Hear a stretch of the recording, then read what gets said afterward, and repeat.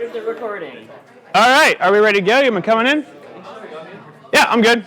Hey, folks, look at us. We made it. Yeah, this is a shirt some of the students got me years ago, and I like to wear it at Spartasoft talks because, hey, here we are at the end of the semester. Look at us. Who'd have thought? Anyhow, so last semester, I gave a talk on Metal Gear Solid, and oh, my mouse right here. Yeah, let's go. I've given a lot of talks over the years. This is all of them, and for those of you who don't know, or this is your first time in it, this is sort of a long-standing tradition that I can't seem to get rid of. It actually started when one of the Spartasoft e-board members said at the end of the semester, no one wants to do anything for Spartasoft, we don't have a talk. Andrew, do you want to do a talk? And I said no, and they said please, and I said fine, and then I said what should I do? And they said I don't know, whatever you want. And I was like, what does that mean? And then someone jokingly said, you should do a talk on how not to be a fuck up. And I said, that's exactly what I'm going to do a talk on. And so I did a talk on how not to fuck up, but it was actually a talk about how failure is the most important way to learn, and you shouldn't be afraid of failure, you should engage it, because in video games, failure is the way that video games teach you how to play the game. And just the same in life, we often look at failure as like a negative or a bad thing, but by recontextualizing, learning lessons, and people they really liked it. I was like, I wasn't sure if they were going to like it, but they really liked it. They said, you got to come back and you got to do more of them. So I started this tradition of I started doing more of them, and the more they went, the wilder and the more elaborate they got.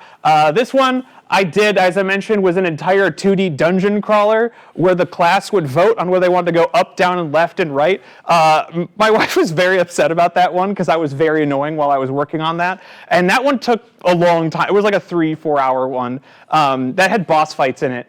Some of these, oh no, it had boss fights, and people asked what happens, and I started crossing out lives on the whiteboard, and they're like, what happens if we run out of lives? And I said, I close my laptop, I leave, and I never finish the talk. And it was pretty intense, and that one took a while. That was again, never again on that one. The other, I've done talks on having a kid. One of the talks, I watched every Fast and Furious movie in a week just so that I could talk about them. I'm not going to do that again. I did a talk on Star Wars, and by the way, it cured me of Star Wars. I don't know if anyone is here for this one. It was too long. Is Rachel here? Rachel Tiff? It was too long. It was too long. But it was too long. And you know what, though? It did its job. I'm sure the rest of you had to sit through it, but it exercised me of Star Wars to the point where someone's like, did you see that new Star Wars show? I was like, there's a new Star Wars show? I didn't even know. It literally excised literally a lifetime of Star Wars fanboy nerddom from my body. That was because the talk was about me letting go of this thing from my childhood, recognizing that I didn't need it anymore, that I was ready to just go on and move on with my own stuff. And then I did this talk. And this one was about Metal Gear Solid. It was about struggle. It was about willpower. It was about overcoming and accepting a mission. I also talked about my own struggles with overcoming my own challenges, which is a kind of a theme of these. And so I promised at the end of that something I should never have done because it really shoehorned it into me because I really want to talk about Legend of the Galactic Heroes instead. But I promised I would do the second part, so I'm doing it. Because I talked about it at the end of the talk and I realized I only got halfway through Metal Gear Solid and I had so much more to talk about with it. So at the last minute I said, I'm going to announce it as a two-parter because that'll get everyone really going. And then everyone did. And then everyone's like, you're going to finish that talk, right? I was like, oh, shit. So there's a lot of other Metal Gear Solid games, of course, besides the ones we're going to talk about, including Metal Gear 2, and Metal Gear Rising. By the way, I know everyone loves Metal Gear Rising. I'm not talking about Metal Gear Rising. It's out there. I love it. It's wonderful. It's got the best memes, I know. But it doesn't fit into the lexicon of what we're doing. The first talk that I gave let's see, where is it here? On this was really about, as I called it, the trials of Solid Snake. Because I talked about Metal Gear Solid 2, and Metal Gear Solid 4, the 4 games that principally deal with Solid Snake, the more modern era character. Whereas for this one, I'm getting into the tales of the big boss starting with Metal Gear Solid 3. Now, there's also even more Metal Gear Solid games, including, by the way, they made a Game Boy Color game called Metal Gear Ghost Babel. It's really good. It's so good. In fact, if you get a chance to play this, you should. It's shockingly good for a Game Boy Color adaptation of Metal Gear. The VR missions, the Acid games, which are technically non-canon. Do you know the PSP has had 5 Metal Gear Solid games on it. Of all systems, the PSP is the most Metal Gear Solid games. But, and then they've got stuff like, they made a Metal Gear Solid pachinko game, which is what Konami makes now instead of video games, and the one we don't talk about, because it's really bad. But I want to start our talk today with one of my favorites of the entire series, Metal Gear Solid 3. And Metal Gear Solid 3's theme, and Kojima, if you remember from last time, I'll pick it up, has this idea where he has a code word for each game that means a theme that he wants to highlight or think about. So the code word for this one was scene. And so what is about Metal Gear Solid 3 that's so significant? Well, released for the PlayStation 3, it had a lot of really interesting innovations, including, probably most lasting in video games, the CQC system involves a type of combo interaction strangling system that has now become the norm for almost all stealth games. But in fact, if you look at the way they did the input for CQC, almost all types of third-person shooting games that involve combat, of hand-to-hand combat, actually ripped off this game completely with the way that they handled it, because they implemented with this idea of taking a shooting game and bringing like fighting game elements into it, giving you a lot of flexibility in terms of interrogating soldiers, whereas before you just had all up with your gun. They also introduced things like a camouflage system where you were trying to hide from enemies. It was outside in the woods in the jungle, so they created a camouflage index. I think it's going to be too hard to see the slides with some of these here. Let me get this. We'll get a little cozy in here. You know, it's getting a little, so nice. And you actually had to eat food. You had to capture things, and you'd have to, like, they called it Snake Eater, and you literally had to eat snakes to stay alive, otherwise your stamina would go down. They had a stamina game, and it kind of introduced, like, kept the tradition going in Metal Gear Solid of really wacky boss fights, including some of my favorite, like the End here, who you can beat. He's a sniper that always moves around, and if you know, famously, you can beat him by turning off your game and setting your game clock forward like a month, and then he'll die of old age, having waited for you, and then he doesn't make it, and then he's dead and he's gone. And I love that. That's what these series are known for. So it had a lot of like great technical innovations. In fact, Metal Gear Solid 3 is considered by many to be the best of the series, and considered by a lot to be one of the best video games ever made. It's really up there in those rankings. It makes a lot of the top 10 lists. And if you haven't checked it out, they're doing a Delta re-release. They're doing a new one. I don't know if I trust them, but definitely play this game. It really holds up.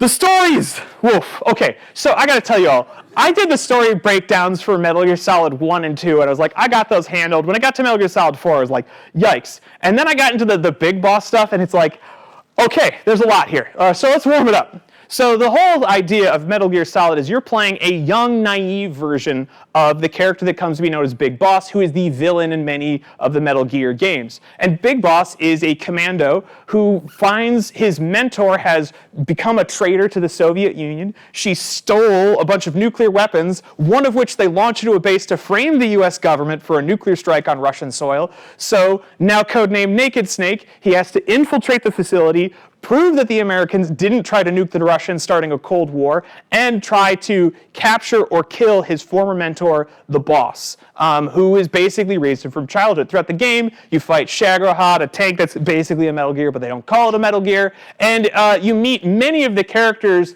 like a very young version of Revolver Ocelot, who will become really important characters later in the game. But the theme of this game and the title, Snake Eater, refers to this idea of a snake eating its own tail, an Ouroboros, a chain, because it involves your character, Naked Snake in this case, who becomes the big boss, having to fight his own mentor. In this game, very much coded as his own mother. And she is the original commando, goes by the Boss, and he has to kill her because the young kills the old and the cycle continues. It's the beginning of the game, but it was also intended by Kojima to maybe be the last Metal Gear Solid game. He wasn't sure if he was going to make more than 3. So he was like, it will be both the beginning and the end. So Snake Eater is more than you're snake and you have to eat snakes in a jungle with snakes. It was also saying that this idea that it is a self-eating thing.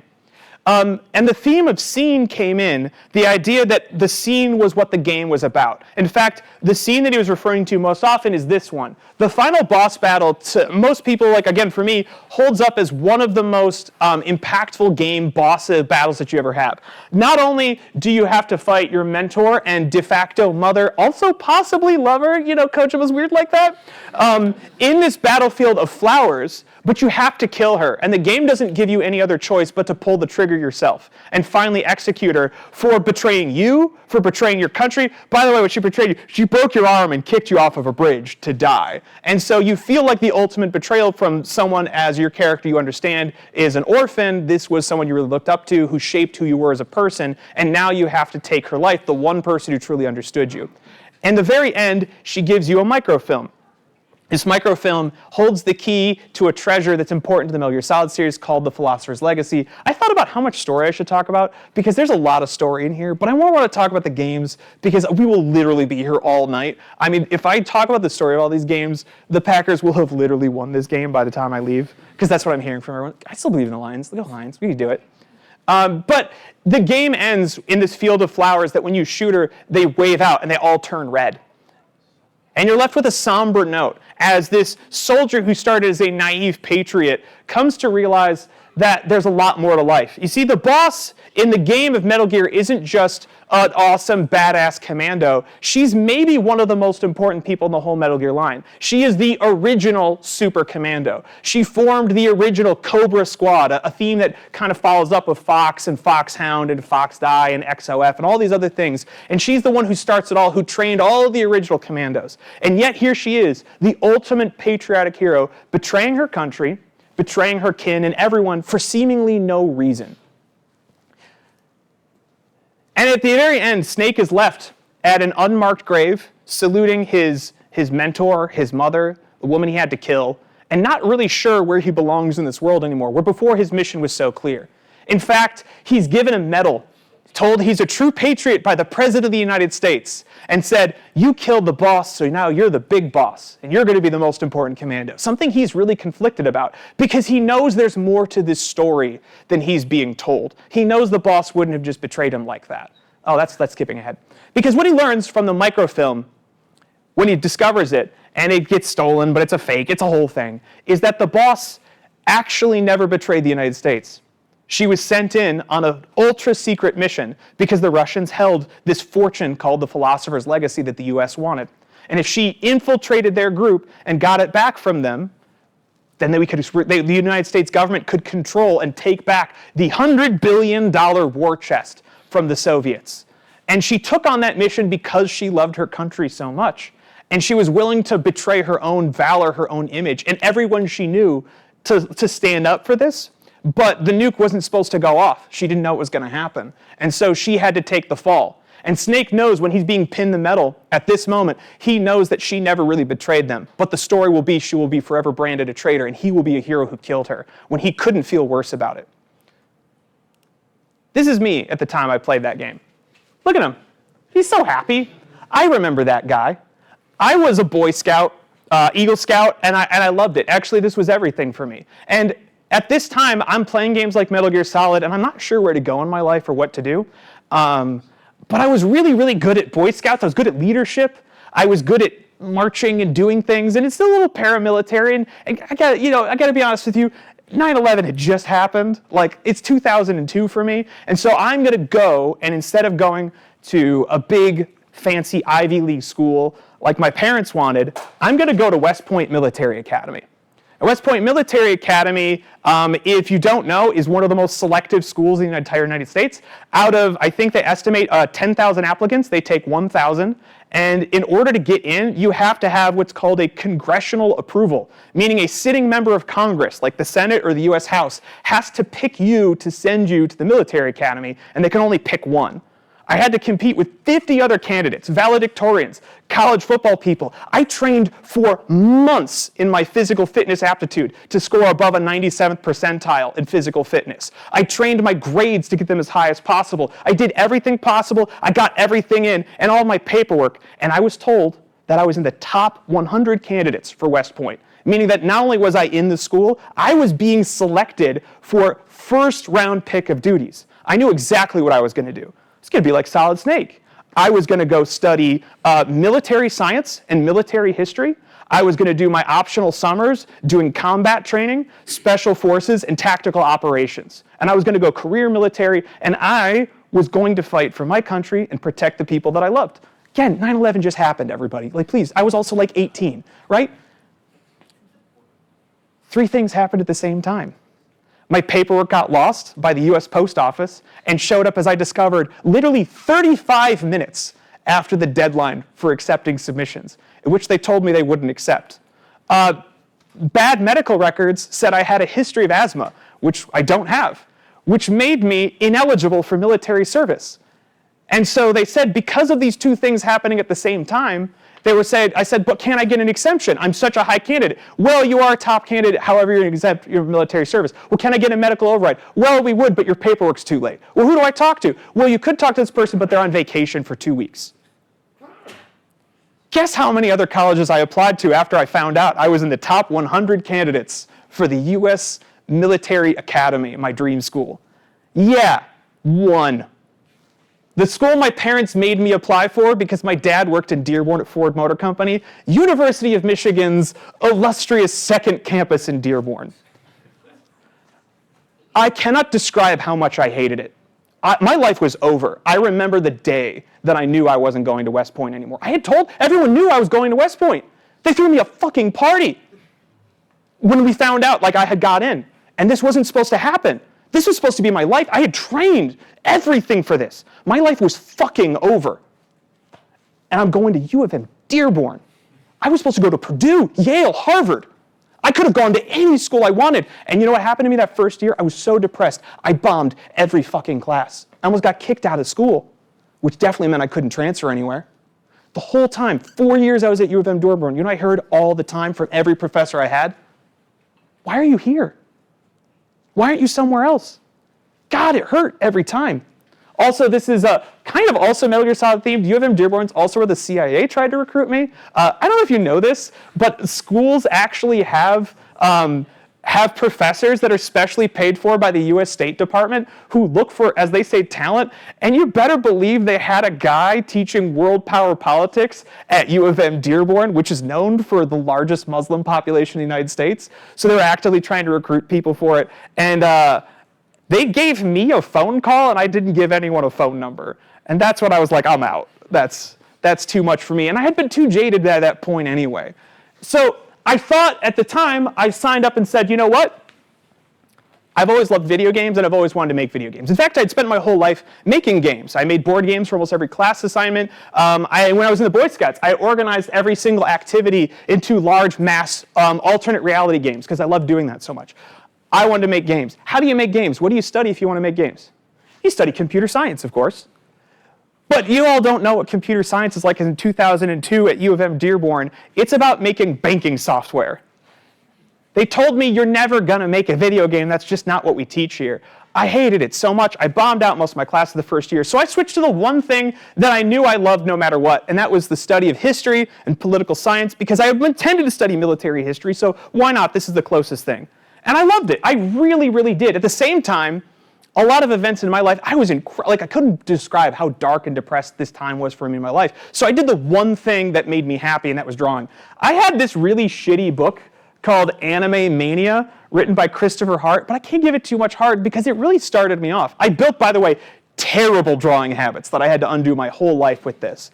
Because I was a nerdy guy who was into video games, I did way too much karate because I like Dragon Ball Z. I was way too into it. When someone asked me once, what's the most embarrassing, my wife once asked me, what's the most embarrassing thing you did in high school? And I answered immediately, too much karate. Did you know that guy that was just too into karate? He did it, but he would just do it all the time, every day yeah, it was me. I did that. And so I was all into that shit. And there was, at U of M Dearborn, because it's not the main campus, there was one class on drawing.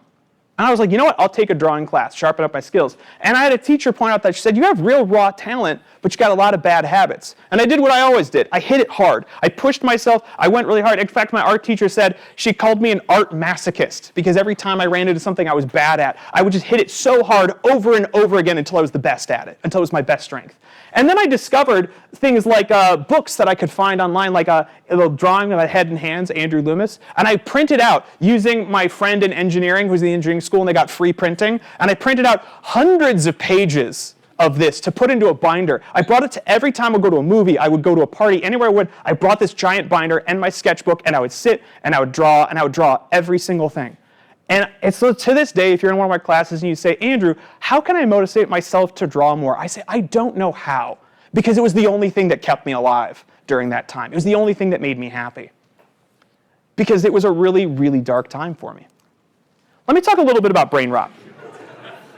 Does anyone know brain rot has been selected as Oxford English Dictionary's word of the year? And when we're thinking about brain rot, right, but this is what we think about. But here's the thing. Here's the thing that I think they get wrong. I think there's another brain rot that we're not talking about that's been going on a lot longer and is way, way worse. Because this is just stupid.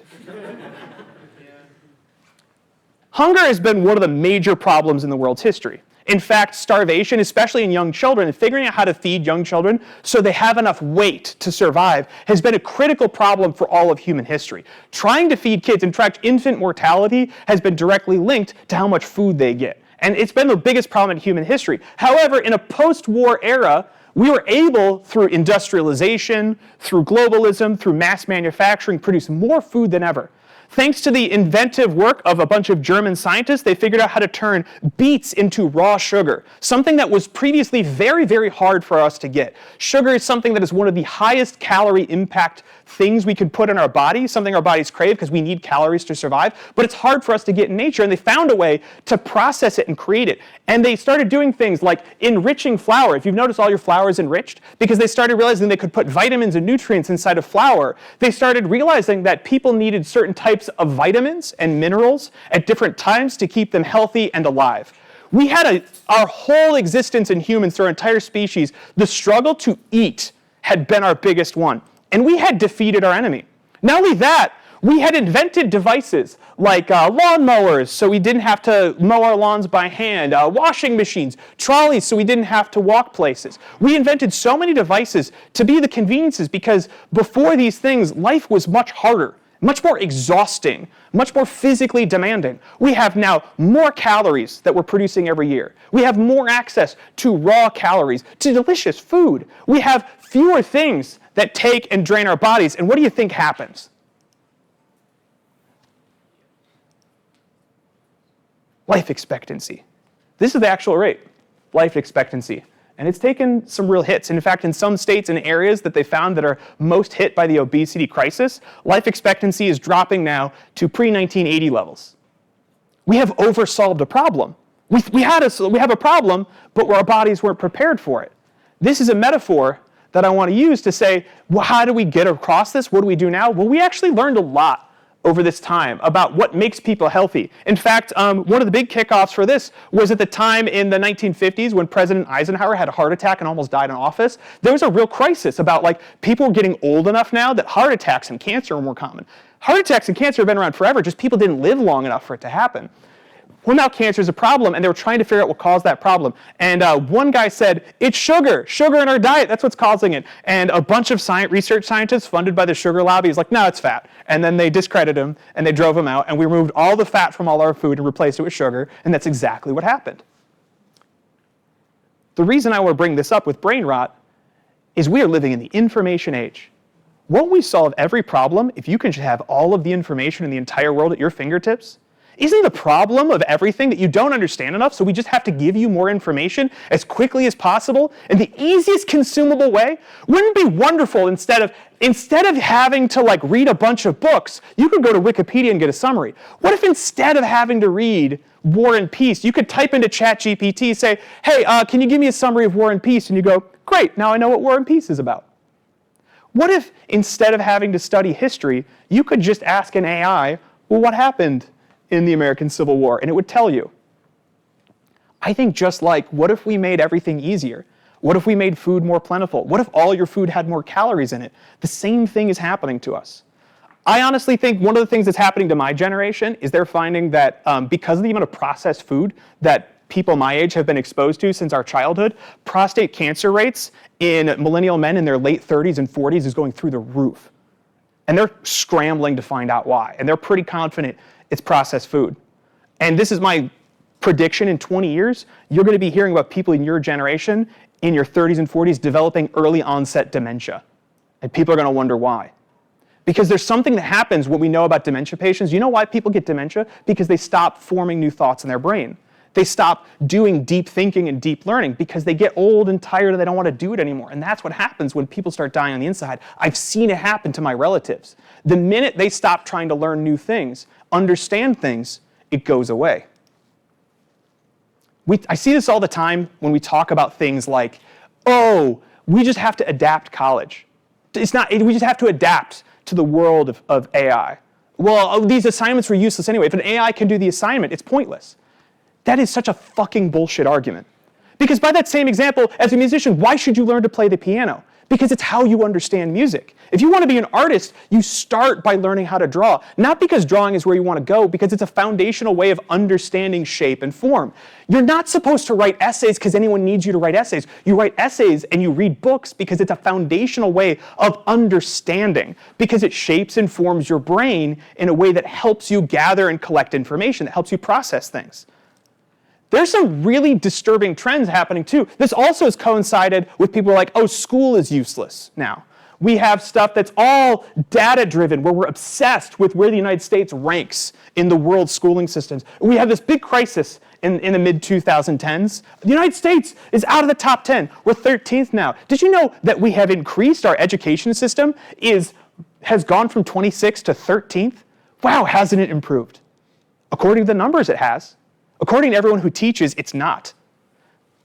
In fact, we look at it, all of these things go up. You know why I put the median price homes in here? You know what I think my connection is between this chart, this thing, and this here? Do you know one of the big factors that determines how valuable a home is? The quality of the schools in their area. You know how they determine the quality of the schools in the area? How good the test scores are. There are people who literally have a financial vested interest. But not only that, the schools will lose funding if they don't perform good on test scores. And you know what? I think you all know that I know. It's a lot easier to teach someone how to pass a math test than it is to teach someone math. It's a lot easier. Oh, I can train you. If you want to pass a Unity course on like a Unity accreditation course, I can absolutely teach you how to pass that way easier than I can teach you how to use Unity. But what are you really learning? Oh, by the way, for some reason, we're still the #1 for colleges. Go figure. That's what I think is so crazy about this, is we keep getting ranked lower and lower, and we're still #1 for universities. I'm like, it doesn't make any sense. This is a chart I find particularly alarming. This is 4th grade reading performance. This is the number of people reading below proficiency level, and the number of people reading at or above proficiency level at 4th grade. They introduced concepts like a whole language, where instead of teaching phonics to kids, they teach them to see the first letter, the last letter, guess the word from the words they know based on the picture they saw. And you know what happened? Kindergarten, 1st grade, 2nd grade, 3rd grade reading groups went through the roof. They had the best reading comprehension we've ever seen. And then you know what happens at 4th grade? It plummets. What else happens in 4th grade with reading? You don't get pictures anymore. Oh. But the test scores got better. Because that's not what we're doing. This year, The Atlantic wrote a piece about Columbia University's literature program. They can't get the most elite, best students in the entire country to read entire books. Because in order to get there, they haven't read books. They've read passages, because you don't have books on tests. Because the tests are supposed to understand their reading comprehension. So they learn how to read short passages and process them. So they don't read whole books, so they go to a class about reading whole books, and they don't fucking know how. But the test scores are great. This is a chart. Globally, teens are lacking in reading comprehension skills. In a way that has nothing to do with kids these days and I'm being an old phony. No, this is an actual crisis of reading comprehension. You ever had that thing where you see online and someone posts a comment and then someone posts a response to that comment? You're like, that's not what that person said at all. That's crazy. It's not you. Reading comprehension amongst people your age is dropping by 20 to 40%, according to some of the early statistics. Ooh, that's very alarming to me, somebody who understands why books are valuable. You see, the medium is the message, is a famous saying in the research of literature. Books require you to engage with them. This kind of media demands your engagement. We have an all-time high of, I have an all-time high now. I've been teaching for 13 years. I have an all-time high now of students telling me they don't know how to focus on one task at a time. They simply can't.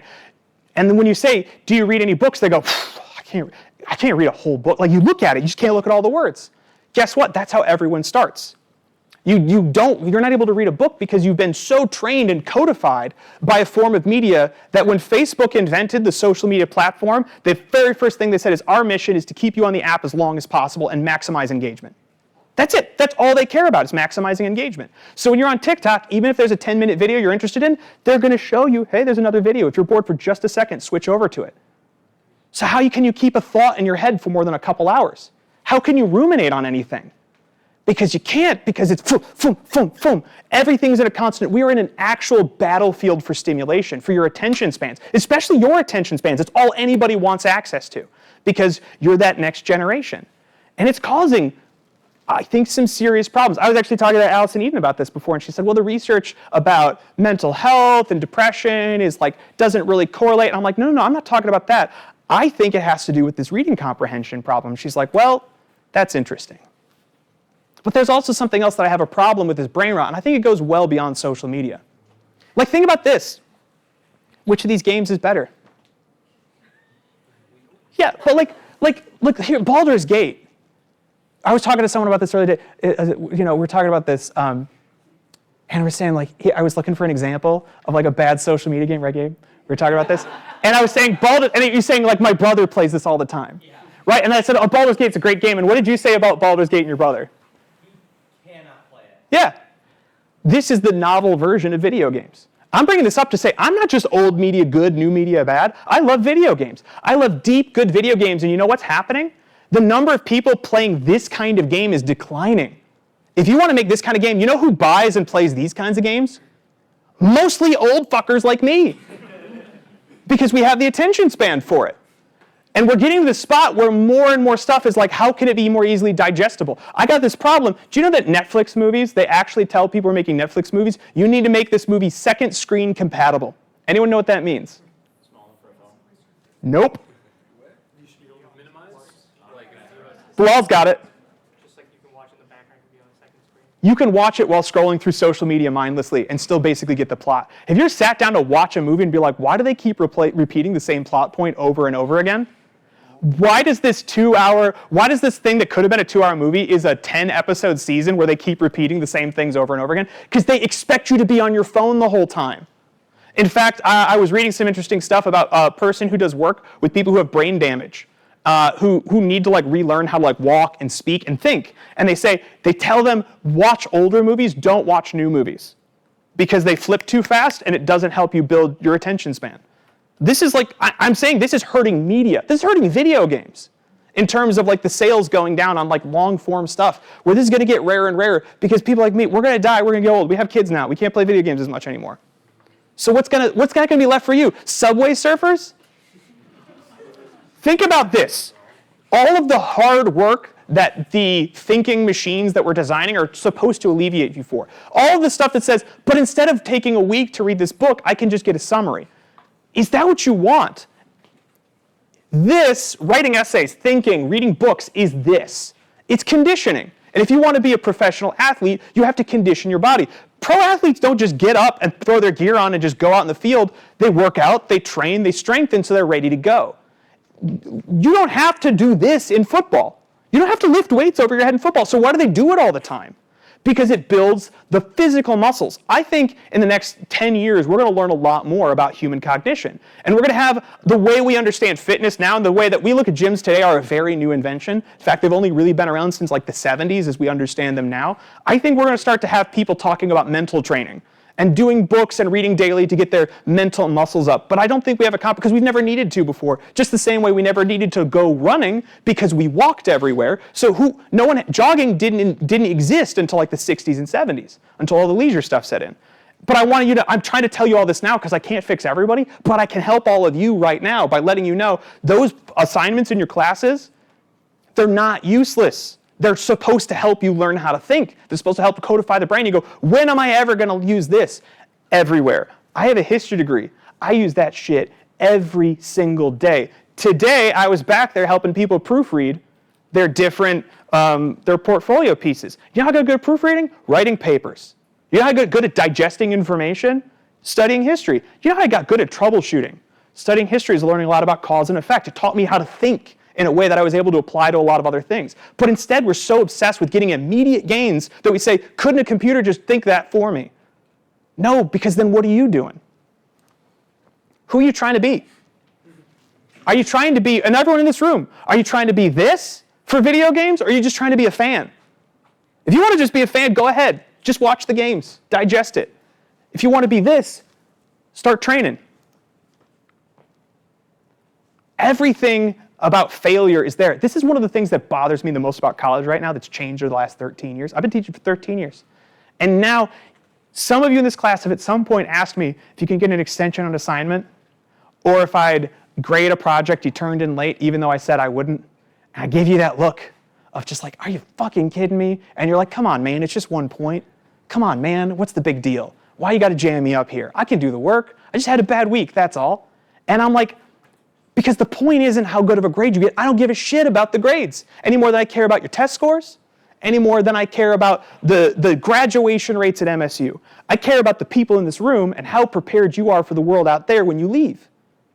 And if I give you a pass, what favor am I doing you? I can't stress this enough. You take a class with me, and this might convince a lot of you who haven't taken a class with me not to.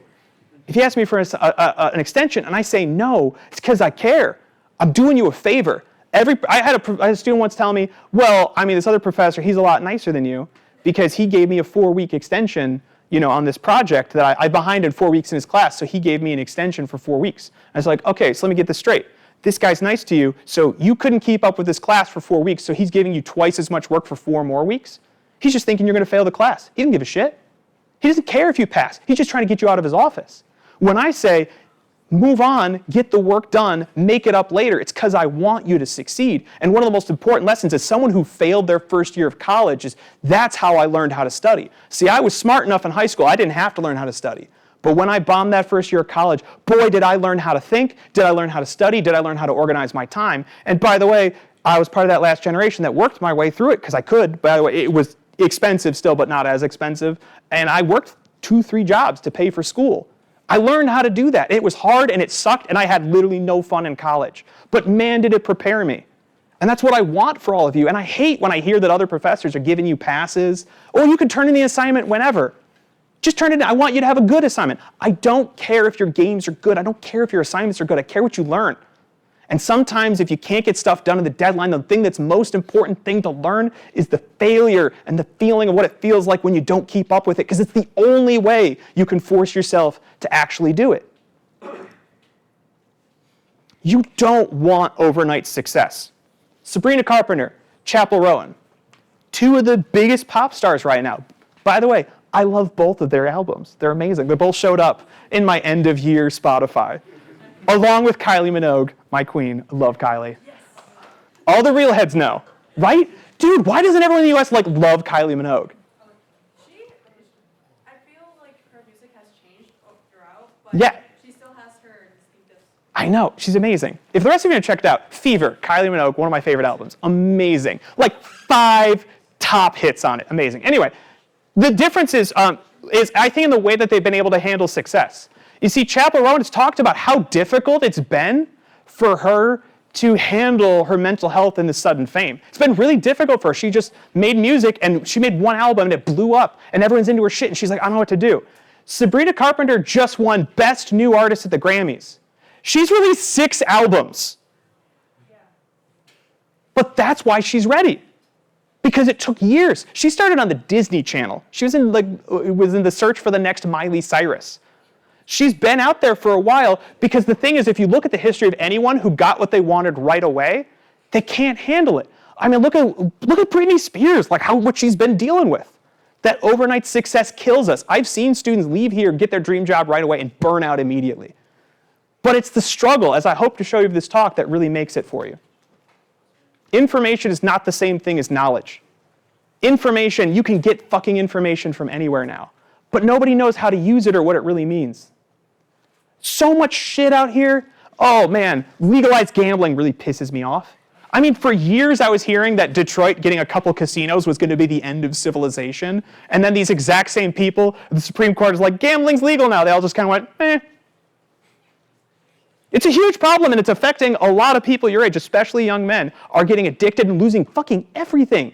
hoping that they can get it back, Crypto scams, investment strategies, the lottery, it's all the same shit. Here's a commercial. I'm going to make you watch it. So, I have students tell me all the time how scared they are that AI is going to take their job. And I will say, you know what, you're right. AI is going to take the job, but it's going to take the mediocre job. It's going to take the job from someone who can't do anything better than the slop AI produces. Because there was a time you could get a job doing shitty work because someone just needed you to do it. And that's going to get replaced by AI. You want a job? Make me this shit. Because this is interesting. This is fucking cool. And people worked hard to bring their vision to it. Yeah. I'm also biased because my buds work on this.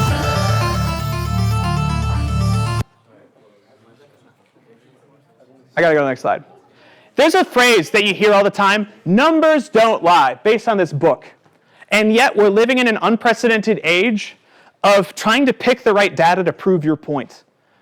In fact, there's a large ongoing scandal right now. In fact, it's not just limited to this. By the way, the number, I can tell you there are more than 4 or 5 major ongoing ethics scandals about falsifying data, all in business schools. Because there's an economic incentive to do it. It's the dirty secret of academia is our data doesn't make sense anymore because everyone just p-hacks their shit and does selective bias so they can prove their results because all the university cares about is how many papers you release. If you don't release enough papers to get enough journals a year, then you're in trouble and you won't get tenure. The metric, does the line go up? Is the number high enough? There's this idea of determinism that says there is no such a thing as free will because there's determinism in the universe. If you look at the atomic level or at the galactic level, we can accurately predict what is going to happen next on the macro and micro scale based on math and science. And yet, we can't recreate a brain even though we could recreate axioms. We can't recreate consciousness. There's this thing called emergence. Despite knowing all the knowledge, the data, the math, and the science, sometimes stuff just happens that you can't exactly predict in the middle. And this is called emergence. And this is the problem with relying on data to answer all of your questions and solve all of your problems. Because the interesting stuff is in here, the unpredictable stuff. The question is, what can data actually tell me? This is a chart of the US's GDP, which shows it's better than ever. This is a chart of the labor force participation of men and women in this country. And if you look at the statistics on job markets and the interest rates and all of that, everyone says, we don't see what the problem is. The job market's great. Do you know there's like 3 jobs for every job applicant right now? Tell that to anyone looking for a job. That doesn't make any sense. We have the most successful economy right now. Tell that to people who are getting kicked out of their homes who can't afford it. That doesn't make any sense. See, the numbers can totally lie. This is a good chart right here of interest rates over the years and the interest rate points. And after the 2008 market crash, they kept them at 0 for a long time, and every single year, every economist predicted they were going to raise interest rates, and they didn't.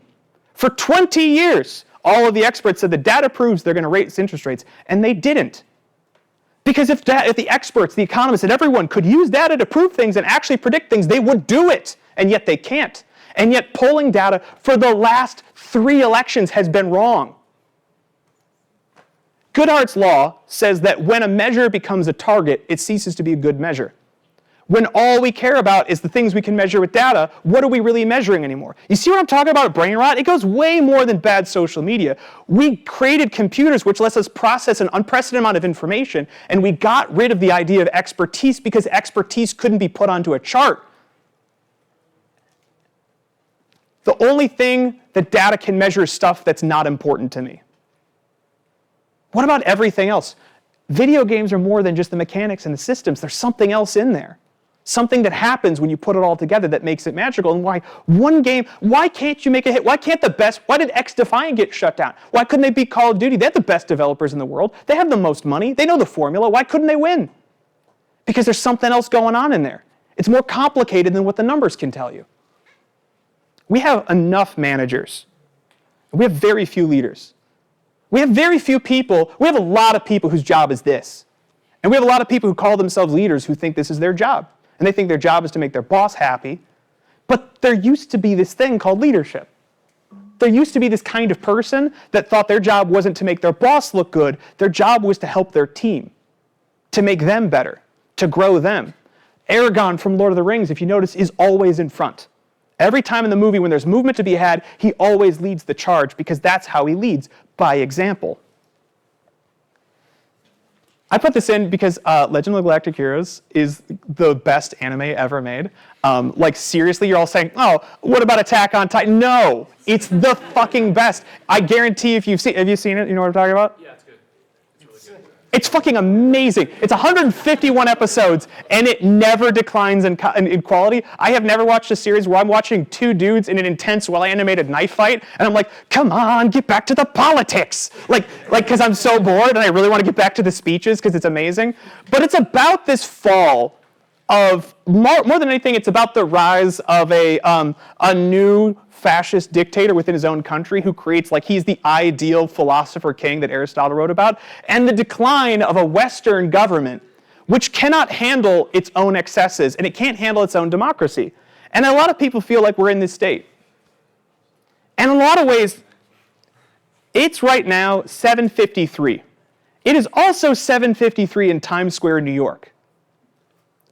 And it kind of doesn't make sense.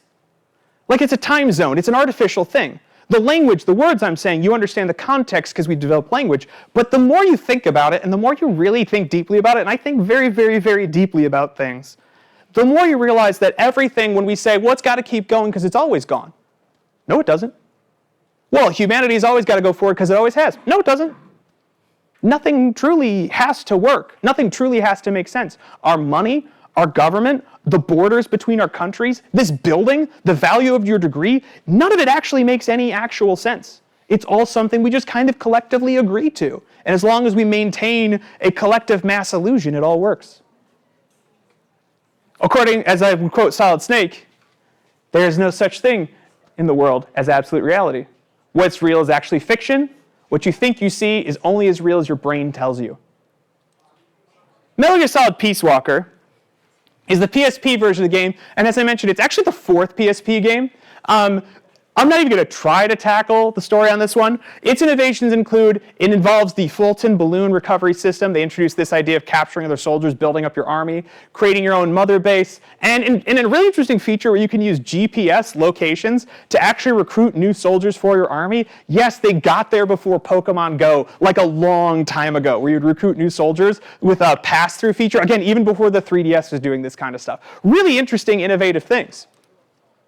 And before this, Portable Ops came out, and even though this wasn't one of the ones written by Kojima, it introduces the concept that the now disillusioned big boss has left the US government, and he doesn't know what to do with himself, but he no longer has the support of the government or the CIA for his missions anymore, and he recognizes that in order to be him and to do his missions, he needs to build his own team. And so you spend this game building out your team, researchers, base, support people, people who get you intel, people who make you new weapons, people who go on little side missions for you to get you more gear and stuff, because Solid Snake is different. See, Solid Snake does every mission by himself. Big Boss learns that he has to build an army because he can't do it alone. And that brings us to the story of Metal Gear Solid Peace Walker. Oh, next. It's a doozy. It's a big one. The idea is it takes place in 1970 in South America, specifically Costa Rica, where Solid Snake has formed his own formation, MSF, which is his own private army, which he loans out to various governments to help. He discovers an intricate plot about nuclear weapons. I'll get to it. The theme of it is Peace Walker. The idea that Peace Walker is both the name of the Metal Gear nuclear weapon that's being developed in secret in Costa Rica, as well as the nature of the difficult walk we line between war and peace. It's very informed by the Cold War. And the idea is that Snake starts this game, he comes from naivete to disillusionment, and he becomes further disillusioned with the world through this game. And the irony of the thin line between war and peace, where they do this multiple times, where someone says peace, but it also means V for victory, V for war. And the game asks this question, is like, can you obtain peace through war? Is that even possible? The Army Without Borders that he forms, or the Militaires Sans Frontières, is sent to Costa Rica because one of the reasons that they pick Costa Rica for location is famously Costa Rica since 1948 does not have an army. They're one of 20 countries out of some 200 that has no standing army to this day. Instead, spends their money on education, healthcare, things like that, unimportant things. And it's the question that they had is, but the problem is this country runs into a problem is when they become overrun by a CIA-funded black ops army, they need to hire Solid Snake's MSF to help protect them because they have no army of their own and they're constitutionally barred from forming one. And there's the thing is that you're trying to create peace, but you're making money doing war. In fact, the whole point of Mother Base is you can take and recruit soldiers for yourself and then send them on deadly missions they might die on so they make you more money so you can continue your war to create more peace. You recruit people who have the right traits and skill sets. You send them on deadly missions, and you see what else they do and dispatch them. Sometimes they come back, sometimes they don't, sometimes they bring you gear and equipment, but mostly they help you research things, support your mission, because again, the theme of this game is Snake can't do it alone, he has to build his whole army. A big theme of the game and the Metal Gear Solid series in general is nuclear proliferation. You see, this is the height of the Cold War, a time that now people are, in the current state of things, are getting concerned again about nuclear weapons, something could devastate, and they introduced the idea of the Metal Gears are always meant to disrupt this triangle, or this triad as they call it, where land-based missile silos are meant to be your immediate responsive weapons. They are your first strike capability things. Our sea-based Navy, which has its own nuclear missiles, are everywhere in the world at multiple locations all at the same time. So even if the United States is completely wiped out, we can guarantee to any enemy that we will also be able to wipe them out with the hundreds of nuclear submarines we have in the ocean at any given time, which would be impossible to track and stop every single one of them. And then the Air Force is designed to be flexible, at maximum range, flying at all times. In fact, in the 1970s, we had entire fleets of nuclear-armed bombers in the air at all times, in case we had to nuke the Soviet Union at any moment. And they had the exact same strategy. The whole idea of reason the Metal Gear is such a big deal is because it is a land-based vehicle that can launch a missile, a nuclear warhead, from literally anywhere. Just like a submarine, but it's not limited to the sea. It could be anywhere on land. And everyone's trying to build more because it's going to disrupt the flow of power. Because the theme of this game is, does nuclear deterrence even work? Because if the whole idea is the only reason we're not launching nukes at you is because you have nukes too, and we all know we'd all get obliterated, so we're not going to do it. It's like two people saying, we have peace because we're both holding hand grenades at the same time. What if someone just decides, fuck it, I'm done holding it. I just want to see what happens. That's the concern that people have had for years. And Snake's final disillusionment is when the AI controlling Peace Walker, who turns out to be an AI based on the boss herself, which dragged him into the whole game, the boss, instead of firing the nuclear missiles like she's supposed to, instead walks into the ocean to destroy itself and starts singing Karen Carpenter's Sing a Song. Snake, instead of being relieved, is furious. You see, his mentor, she set down her arms. She betrayed him. She betrayed soldiers. She betrayed everyone. She let herself be a tool of the government. And then she's just going to what? Just sit down, step down, walk away? This is the final blow for Snake and his final disillusionment with his belief in the boss. This is me at the time that game comes out. I've recently graduated college. I'm at peak hipsterdom, taking photos of myself in a mirror. That's what millennials did at that time. Just accept it. I worked as a historian at an archive, but that, I hated it. Didn't really work out. So instead, I learned Photoshop. They had a computer there that just had Photoshop on it. My boss left for a week without telling me what to do. And I asked the other people I worked in the office with, I'm like, she left, what am I supposed to do? And they all went, I don't know, nothing, I guess. And I'm like, I'm not going to do nothing. I'm not going to do nothing. And they had Photoshop on the graphics computer there, and I was like, I'm going to teach myself Photoshop. So my boss comes back in a week, and she says, I was gone for a week. What did you do? Clearly, she had forgotten to give me an assignment, and now she wanted to make it like a teaching moment. And I was like, I taught myself Photoshop, and she looks at me and goes, show me. And I showed her, and she was like, good job. And then I became the graphic designer for the Wayne County Parks Department, because they had fired their graphics designer before, and I was the only one who knew Photoshop. Photoshop 6.0. I already had art skills, so this started my graphic design career. At this time, I started studying extensively too. I left this job because I decided, okay, what do you do with a history degree when you can't get a good history job? you go to law school, especially if you're a charming, white guy who looks good in a suit like me. That makes sense. And everyone's like, you're good at talking. You should be a lawyer, right? So I took a job at a law firm, and I fucking hated it. Oh, my God, it was the worst. So you know what I did? I started fixing their computers and doing their graphic design. You see, I didn't like the law job, so I turned it into an IT job. And then when I was done with that, I turned it into a graphic design job. And then I started working for other law firms as a graphic designer. I applied for law school. You see, I took my normal Andrew daring do. I studied for the LSAT. I studied obsessively for the LSAT, the law school admission exam. And I applied. This time I was smart. I wasn't going to apply to one school. That was stupid. I was going to apply to 4 schools. The top 4 law schools in the country. I got waitlisted to every single one of them. And I waited. I got waitlisted to 4 of the best schools in the country. Clearly one of them is going to give me an offer. Got good grades, I got good background. Okay, yeah, I graduated from U of M Dearborn, but I got good grades coming out of U of M Dearborn. Great letters of recommendation. I nailed the LSAT. Really high score. I know I'm smart. If I can just get an interview, I know I'll get it. They'll figure out how fucking brilliant I am. I know I'll get it. I did not. No letter came. No call came. I knew from people who were waitlisted, sometimes they get a call like a week before. Hey, you're in.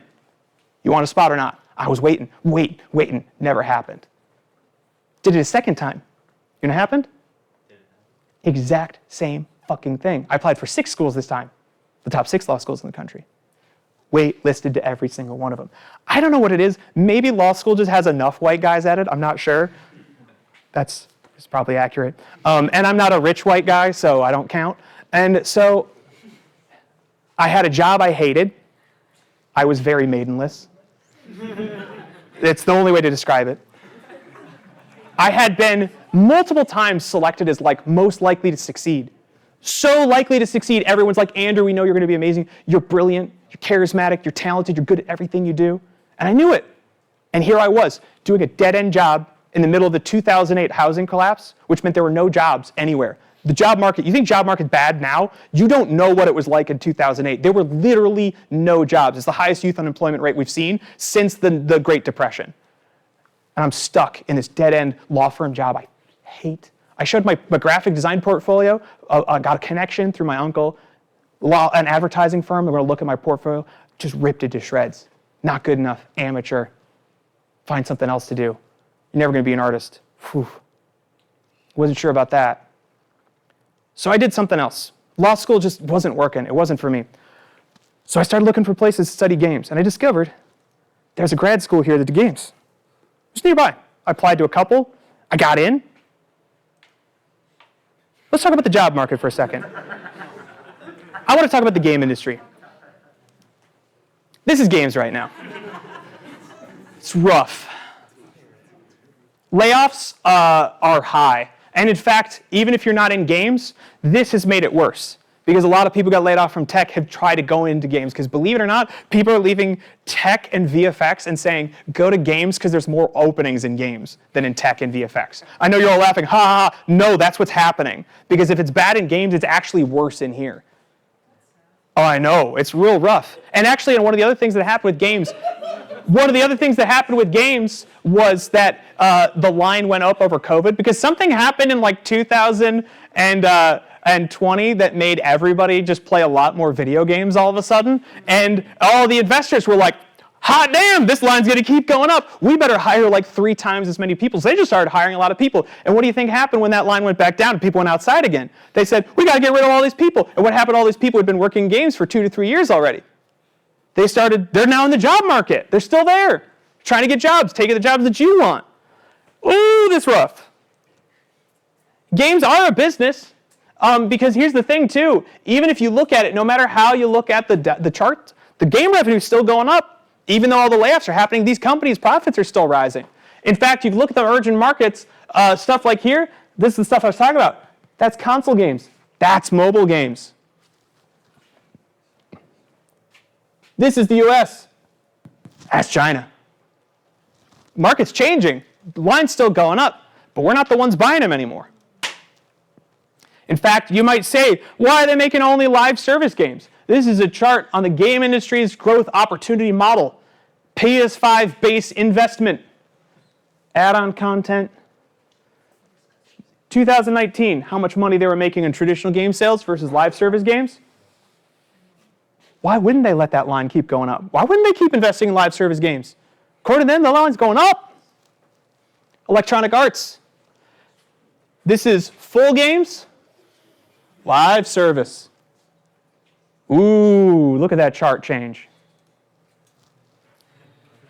And yet the line's going up. And this shit keeps happening. There's something that's been talked about at this year's DICE. We need the next Balatro. You got big game companies releasing indie-style games. You got people on Forbes talking about Balatro. You got hits like Helldivers 2 coming out of nowhere. It's just being like amazing. Sony president recently said, we got a creative drought. I think we have an excess of executives personally. But this is this problem that they talked about, is saying the model of games has gotten so big and games have gotten so bloated that they cost billions of dollars, so they have to make their money, so you can't take a risk. You can't make $1 billion game and take a risk. I mean, they still do it. I mean, they're taking risks. They're making shitty games that still lose all their money on. You can't find data. They're very secretive about their marketing budgets. I will tell you that for some reason, Spider-Man on the PS5 costs twice as much to make as Spider-Man on the PS4, despite the fact that it uses a majority of the same assets and code base. And somehow, even though it uses a lot of the same stuff and like the same team and the same people and the same technology, just on better hardware with a few new things, it costs twice as much. It's probably the marketing budget, if we're going to be honest, but we don't really know. This is an example, though, of Hollywood, which does release their marketing. It's the budget of the movie. This is the marketing cost of the movie. And this is the model that they're copying. They're trying to copy the film model because that's why game budgets have ballooned so much, because they say, we can only make back this money. If the game gets above a certain price point, we can only make that money back if we put enough marketing money into it to recover the amount we spent on the game. And they're in this like loop, this death cycle. It works on this model here of finance capital where you do something by getting corporations and governments, and in fact, when you think about venture capital, you probably heard about the big, scary venture capital. You know what is the biggest, and you know what venture capital is? Retirement accounts. Teachers' pensions. It's all being used to invest in money, to loan from banks, and then they loan it to early startups. They use that to hire people. Based on that hiring of people, they get more investors to say, look at this new business with this new idea, and they're growing. We get more investors. We bring in more money, and then we pay back the original loan. We advertise everything, we shittify it, we monetize the shit out of it, get all the money we can out, and the last investors in get screwed. There's another term for this. The whole thing about appeasing the shareholders. Invested capital is one of the ways that they do it. And it's when one of the reasons the game layoffs are happening is because when interest rates go up, they could no longer borrow money for practically free, which is how they were making their money, is they couldn't make games as big as possible, and it didn't matter if they failed, because they could just hire more people, because they could just get more loans for basically zero interest, where the collective value of their company was going to grow faster than the loans they had to pay off on the stuff that they borrowed, but that's not the case anymore, so their whole model is broken. This is also called a Ponzi scheme. Finance bros will disagree with me on this, saying that there are nuances to it, but it's very similar in the way that what tends to happen in these models is the people who got in first get on their money, and the people who get in last lose, which is why I say any of you, whether we're talking about crypto or a good stock tip or anything else, if you're hearing about it on YouTube, it's too late. And you're the sheep, you're the fleece. You're there to just eat it up. You know why NFTs were created? Anyone know? Because a whole lot of people were sitting on a bunch of Ethereum coin and couldn't translate it into dollars. And they needed to create a product for Ethereum, so you could only make an NFT with Ethereum coin. So they could sell their Ethereum to people who were going to buy NFTs, because they had to offload them. This shit happens all the time. You see, the kind of people that do this shit just move on to the next industry. They just move on to the next victim. In fact, when you look at Activision and Bobby Kotick, the person he had managing Activision was one of his buddies who had worked in a canned food production plant, and said to Blizzard, you need to do this business more like we did at like Hormel. If we just up our rate and we up our churn, we can increase our profits. This is Blizzard we're talking about. Would you ever wonder how Blizzard went from a place that could not make a bad game to something that just can't seem to get their act together? And then, in summary, startup, cash in, sell it out, bro down. The thing is, I don't want you to think I'm going to go here and go, oh, capitalism bad. I think that's too reductive. It's too simple. I'm a student of history and poli-sci, but I think it's important for us to understand the dynamics here. This is not me going, oh, here's Andrew, he's going to go all Red Scare on us. No, I'm like trying to understand what are the dynamics of the world we're living in today.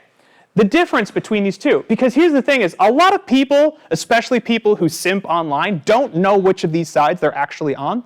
And here's the answer. If you don't know which of these you are, if you make your money by exchanging your time and expertise for money, this is you.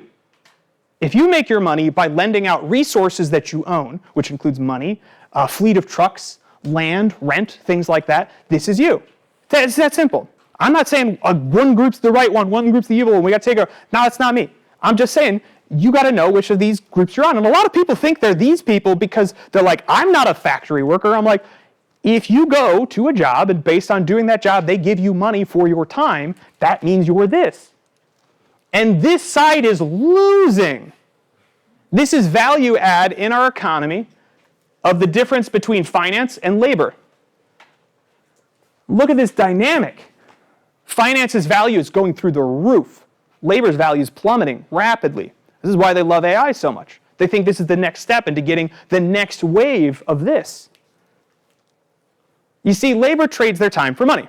If you want to make more money, if you're in this group, here are the things you have to do. You go get like a college degree, right? You increase your value. You learn a new skill set. You work extra hours. You take a higher paying job. Those are the things you have to do. What if you're in capital? How do you make more money? You have to increase the value of the thing you own. You have to reduce costs. You have to increase efficiency, quality, and speed. And what do you do with your time? Because if you own a fleet of trucks and you're not exchanging your time of money, what do you do with that time? You try to figure out how to make that fleet of trucks more valuable. You have time to, say, influence a politician or write a letter about what you want. If you're a teacher getting a teacher's salary, you don't have time to talk about that stuff. But if you're someone who's owns a company that's profiting off an industry, all you have, the only thing you can do to protect your investment is do that. And this is that time dichotomy that I think is affecting the way the balance of this dynamic is affected. Again, this is me being like, don't go and tell your parents that Andrew Dennis told us capitalism's bad and that's what the liberals at this university are doing. Again, that's not me. I'm not that guy. I'm the history guy that's just trying to express the things that are happening in our system. This is the eponymous Sam Altman of ChatGPT fame, who says that the success of Y Combinator is their model of tech is they try to figure out how to make a monopoly. They say they call it own the market, but he just said the quiet part out loud. He said the whole goal is to create a monopoly, to find an industry, box everyone out, to sell it for low or basically free so that you push everyone else out of the market, and then when you control the market, you raise the rates, and that's how you make your money. But you make your money by having a monopoly.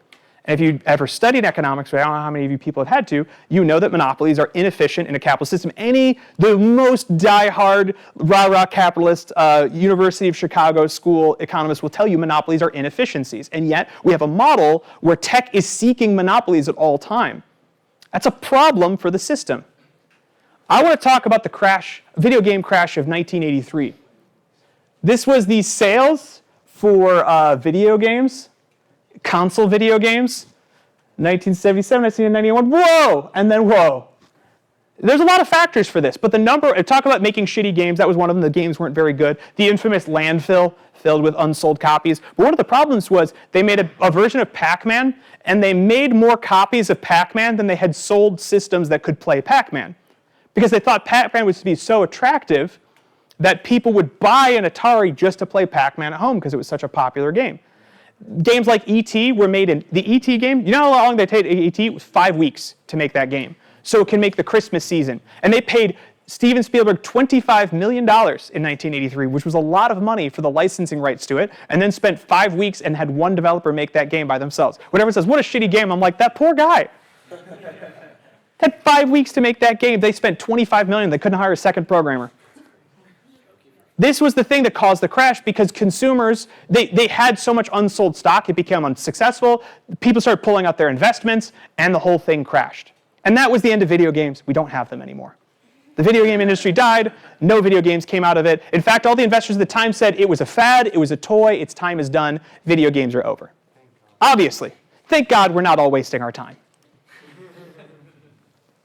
And yet, something else happened.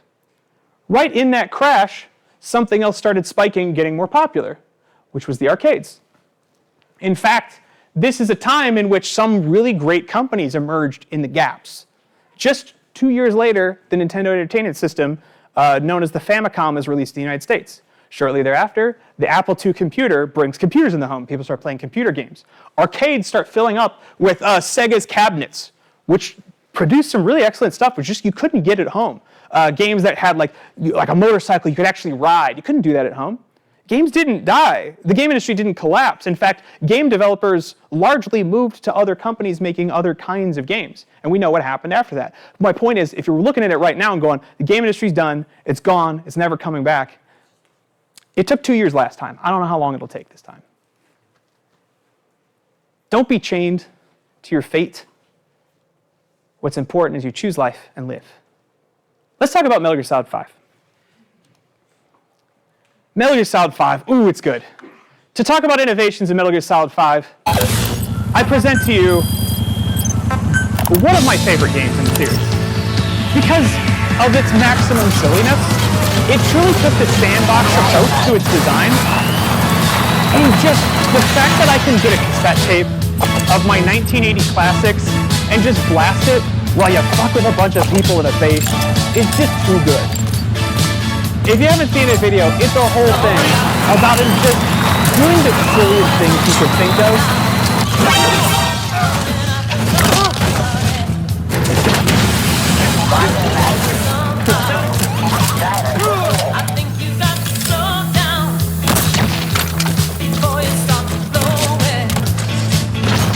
It's just pure shenanigans.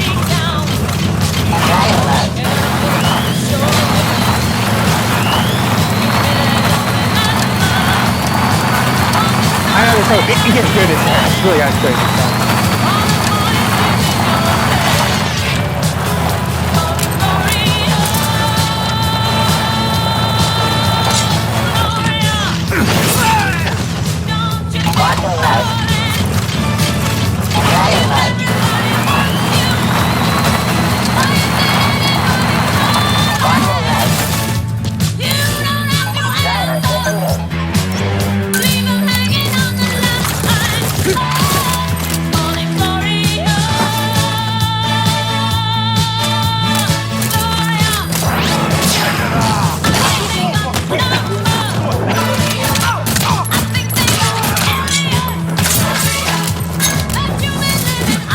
So deranged.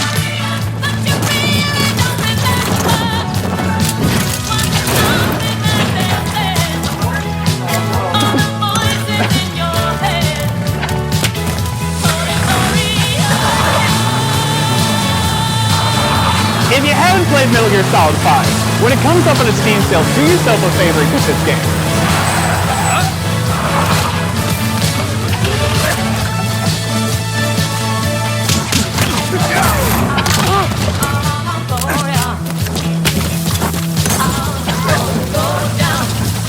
It's a lot of war time. I'm pretty sure mecha stabbing is a war time.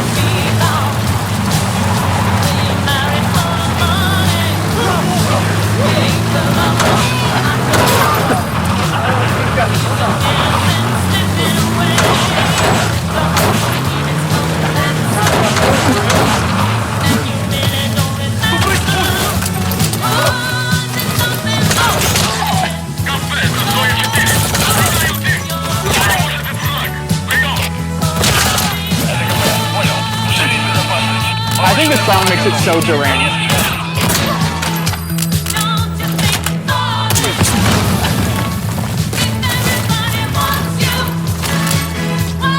Anyway, there's a lot of footage of this, just people doing crazy stuff in this scene. There's a horse you can train to poop on command that will get people to slip if they step on it, and you can take it down that way.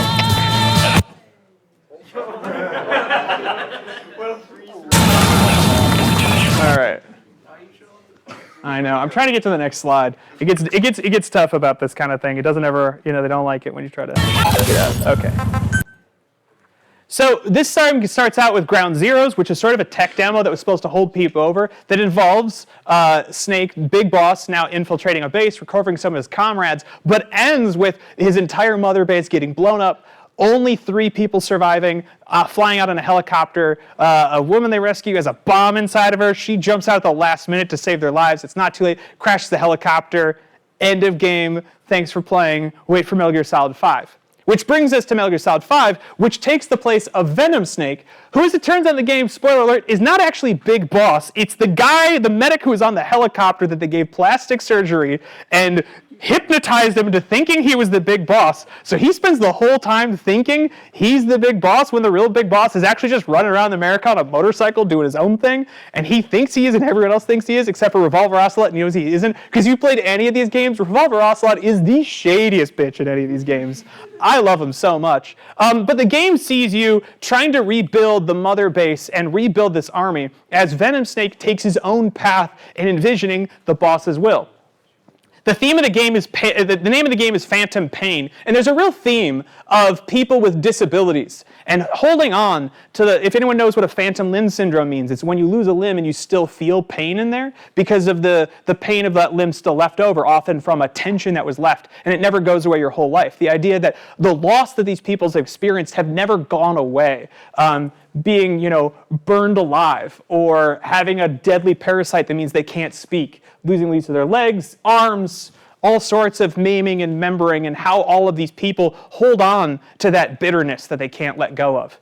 There's this idea of, he said he based it off Moby Dick, and he codenamed Snake in this Ahab, because he thinks about Captain Ahab from the eponymous Moby Dick, which, by the way, if you play the game, that's the reason there's a flaming whale in the very beginning. It's his tribute to Herman Melville's classic Moby Dick. This idea that this version of Snake is obsessive in his pursuit of living out this ideal, even though it's not really him, and it's going to get him and everyone he cares about killed. A game has a theme of revenge. They say it's race and revenge, but not revenge in the direct way, like you killed my father, I'm going to kill you. Revenge in this idea of the cycle of violence that continues. You see, the main villain, Skullface, is mad at the commies, he's mad at the Nazis, he's mad at the Americans. Everyone has destroyed his life because the New World Order has destroyed his village, his language. It's robbed him of his culture. His whole goal is to, in fact, use a throat-seeking parasite that will kill anyone who speaks the English language instantaneously, because he wants to remove the whole world order. Kazahai Miller here lost the use of his arm and is obsessed with getting revenge on the people who maimed him. And our eponymous Snake here has a large piece of shrapnel in his head that the more evil shit you do, the bigger it gets, like a demon, because the more he gives into his revenge, the worse of a person he gets.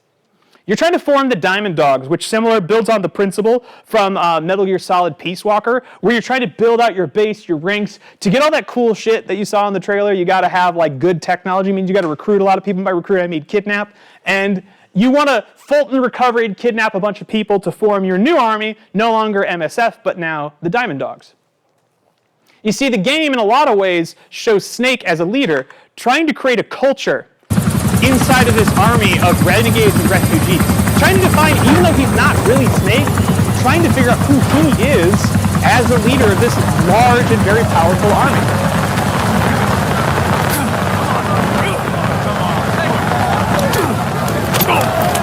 Son of a...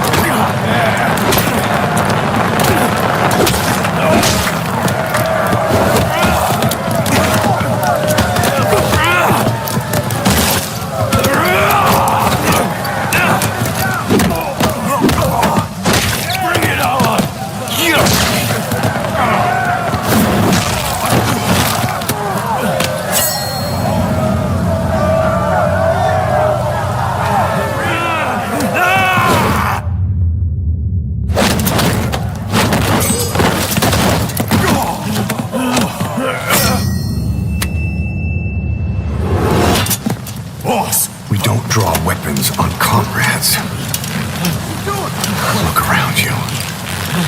This is your family.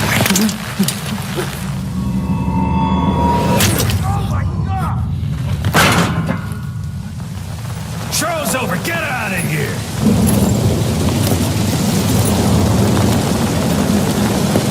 Now, it's a little dramatic, but there's leadership in there. He took the hit himself. If you're going to pull a knife on anyone here, you might as well pull a knife on me. You want to kill anyone here? Kill me. Go ahead. Because what Snake is trying to do with this army of people who speak different languages, they make a very specific point. There's a reason in this game they say where they come from, their culture, what language they speak, in addition to their skill sets, because they're making a point. These soldiers come from everywhere. A lot of them have been rejected by their own countries. Maybe they're part of governments that have been deposed, and they've been left abandoned. There's a real theme in these games about what happens to soldiers when you don't need them anymore. Just look at the state of the American veterans hospitals. Look at what happens when you don't need a soldier anymore. Never been kind, even if they're the victors. He's trying to build this place, and he needs to build trust. And if any of you have taken 497 with me this semester, you know that I'm serious when I talk about building trust and how important that is to survival, how important that is to a team. This is what he's trying to do. Again, albeit a bit dramatically, I won't let any of you stab me. But I'll do the next best thing. All of them are trying to accomplish the boss's last will. And they all interpret it in different ways. You see, the boss laid down her arms. She betrayed her country. Not one was sure why, but they knew she had a reason. Major Zero thinks it was to create a single world order. So he dedicates himself to trying to use the US government and intelligence services to destroy every other nation and make it so there's only one nation. Because he thinks if there's only one nation, there'll never be war. Skullface here thinks it's the opposite, that to bring freedom to people, he needs to tear down the world order, which means destroying the United States, a world superpower, and soon after the Soviet Union. So there are no superpowers left, and the world goes back to its even split of individual, broken up, and sectionalized cultures. Venom Snake thinks that the goal is anarchy. He wants to end all nations. He wants to take down all the nuclear weapons. He wants to remove them all from the face of the earth. And the big boss thinks it's to create a nation specifically for soldiers. It's only at the end of Metal Gear Solid 4 that you as Solid Snake meet Big Boss, who is still alive despite having seemingly died at this point 4 different times through various guises, who realizes that the final will of the boss was never about laying down your arms or giving up. It was the realization that at some point the fighting needed to end. That at some point, somebody had to let themselves die so that soldiers would stop killing each other. Somebody just had to let it happen. That you should instead try to respect other people's beliefs while following your own beliefs as much as you could. That brings me to where I'm at now. My life was over when I didn't get into Columbia. Just like it was over, when I didn't get into the, military school I wanted to go into. And yet, every turn, it's gotten better. I'm on the 4th career that I've ever had, and I love it. I love this job. You think I'm here because I hate this? I really like this. I like this. I like being here. I like doing this job. It's great. Thank you, squeaky chair. After graduating, I formed a company with 3 of my best friends, who I still am close to this day. Went to all their weddings. Take pictures of each other, take pictures of kids, hang out with them every time I can. In fact, when we formed our company, we were told by an industry professional, we asked for advice, he said, be careful, because by the time you're done with this, none of you are going to want to talk to each other ever again. And I remember when he left that dinner, my buddy Mike, the pirate up there, looked at us and he says, fuck that guy, that's not going to be us. These are the people that when I was working myself to death 120 hours a week, sleeping in the office, never stopping, all got together, kicked me out of the office, took my key, told me I wasn't allowed to come back for 3 days and I better fucking sleep. Because they cared about me. Even though I was key to getting that game done, because I was the only artist on that team. We did a lot of stuff on that game. I learned a lot. I wouldn't recommend learning that way, but I'd like to do everything the hard way. I learned a lot of skills. Before I taught myself Photoshop, and I thought if I could teach myself Photoshop, I could teach myself anything. This is just some of the stuff I've taught myself over the years that I can do at a professional level. I can do environment art, character art, animation, technical animation, and I don't see any limit to what I can do next. I don't see it that way because I've taught myself so many other things already. This is me in my first year as a professor here, giving a talk to Spartasoft, my first ever talk, and the semester at Spartasoft, talking about my experiences. And kind of here I am again, like 13 years later, still doing it, a little older, a little grayer, a little more like this guy. Look at us. And I want to introduce to you now the last stage. You see, the point I have for all of you is there will be multiple times in your life, as you graduate, as you pick colleges, as you do things, that you're going to say it's over, it's done. It's too late. It's too late to pivot. It's too late to change. I didn't start 3D modeling until I was 26. It's the first time I did it. And I said, what I said when I first took my first learned 3D modeling? Not for me. That's all I do now, and I love it. I'm good at it. you don't ever know what's going to happen. This is why I say is like, don't be doom and gloom. Who knows what's going to happen next? I'm kind of more like Captain Ahab than anybody else. You see, I don't know if you've noticed here, I sometimes say I'm like a guy on the front of the Titanic punching this iceberg with my tiny little fists. I want so badly for the people here to do better, for the program to be better, for us to be more successful, for everything to work better. I want better for our state to be better. I want our industry to be better. And I want to do my part in that. I accept that. I want that challenge. I'm not waiting for someone to save me. And yeah, I'm here. I'm this guy. I'm chasing that white whale and I might get gobbled up. And maybe it's too much. I have people telling me all the time, Andrew, you care too much. You can't do it all by yourself. You can't do it. It's too much for any one person to take on. Fair enough. But I'm going to tell you what I'm doing right now. There's this problem, this balance. This is one of the things I don't like about the dynamics of the world, the black and white we're in. There are people out here, all they do all the time is talk about how everything sucks. Oh, you like that? You realize, starving children, in China made that, so you shouldn't feel good about it. Or everything's great. Everything will be fine. There are no problems. I'm sure everything's going to be fine. Why wouldn't it? And it's all bad. That's the reason that the shooter that Sony made, the one with the green guy, what's it called? The Concorde. In the time in the Concorde team, they said, we are so committed to creating a positive environment, not toxic, no crunch. We're going to create a positive, uplifting environment. You know what they did? Nobody told each other that the stuff they were making sucked. Because they had to be positive. It was mean to be negative about other people's work. That character artist worked really hard on that. You're going to tell them it's bad. Well, let's say, we love it. It's great. It was a cycle of toxic positivity that made that. And yet I hear all the people at times say, I don't want a lot of criticism. That makes me feel bad. You got to hear it. Otherwise you end up like that. And I got other people saying, well, what the fuck is the point anyway? Everything sucks, game industry crashes, it's all not fair, it's all rigged, the whole system's rigged, nothing's good. They're all stupid. Everything is in the middle. It's always sucked and it's always been fine and it's always been that way. It's what do you choose to do with the environment and the time that you're in? You see, because we are in the middle of this crash, what are we going to make out of the ashes? Because what happened out of the last one was some of the best video games that ever were made. Changed the industry completely. Some new companies. That's where Blizzard came from. New companies formed by developers leaving the old ones. What are we going to make? This is a place that my grandmother grew up.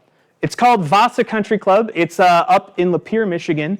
And they found a lake. You see, I'm descended from a bunch of Swedish immigrants who came to the United States, to the Detroit area, for jobs in the auto industry at a pretty inopportune time. And what happened was my great-grandfather got together with his best friend, and the two of them said, we have to do something to save the other people in our community.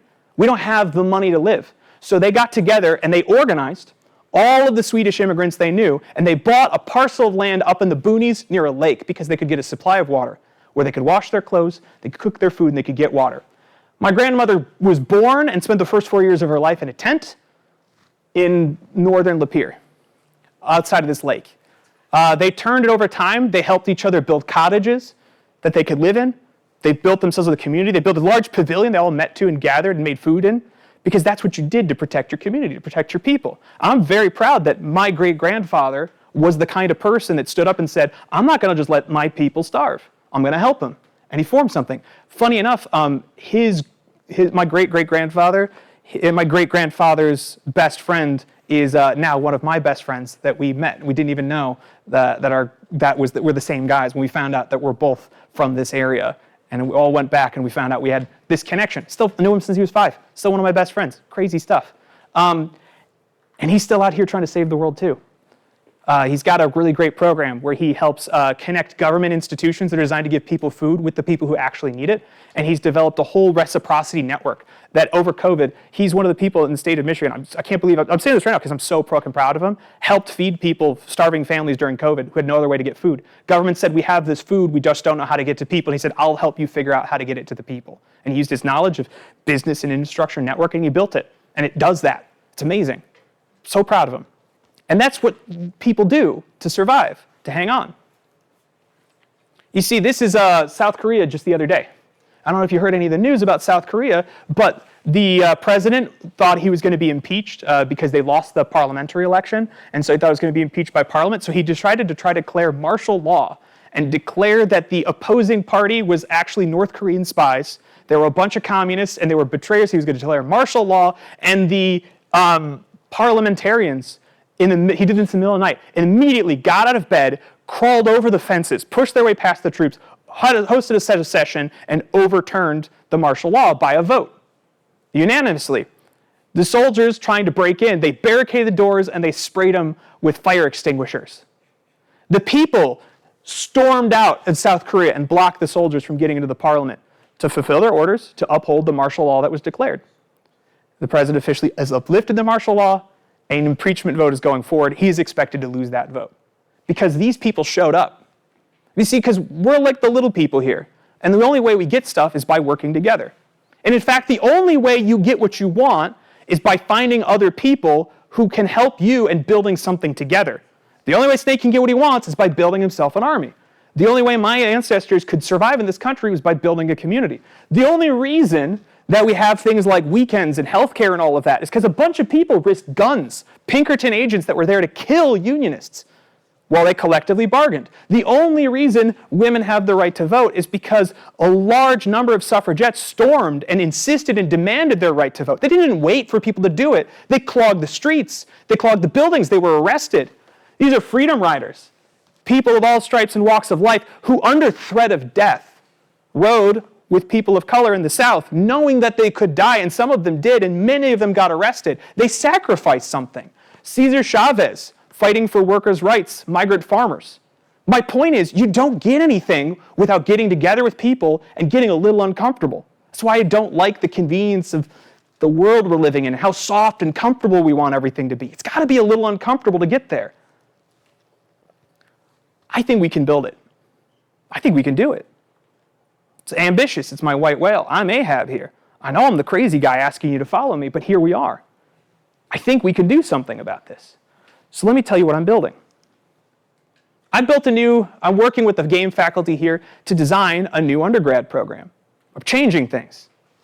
Instead of the traditional artist, designer, programmer roles that we've looked at, I looked at the roles that people coming out of this program tend to be the most successful at, tend to be the most demand in the industry, and tend to have the most flexibility to allow you to work in multiple industries besides games. And it turns out those are the same three things. We are uniquely good at teaching UI and UX, something that our program has done well before video games were a thing. We are very good at doing things like teaching people to design and code and prototype at the same time. We're very good at teaching people who could both make games and design games. And we're really good at teaching tech art. As it turns out, we're one of the few institutions that are actually pretty good at it. Teaching people, because we don't just teach artists to make good art, we teach artists how to make games, and they learn how to do tech art. And I said, let's just make this our program. Let's focus around it. I want to focus you and put you in a position where I can give you the most strength as possible, because in these fields, you could branch these out to a bunch of careers. I actually just talked to a guy from Unreal who was talking about all of the industries that need tech artists well across advertising, architecture, environmental planning and design, everything you can imagine. Anyone who needs to visualize anything needs someone who does this stuff.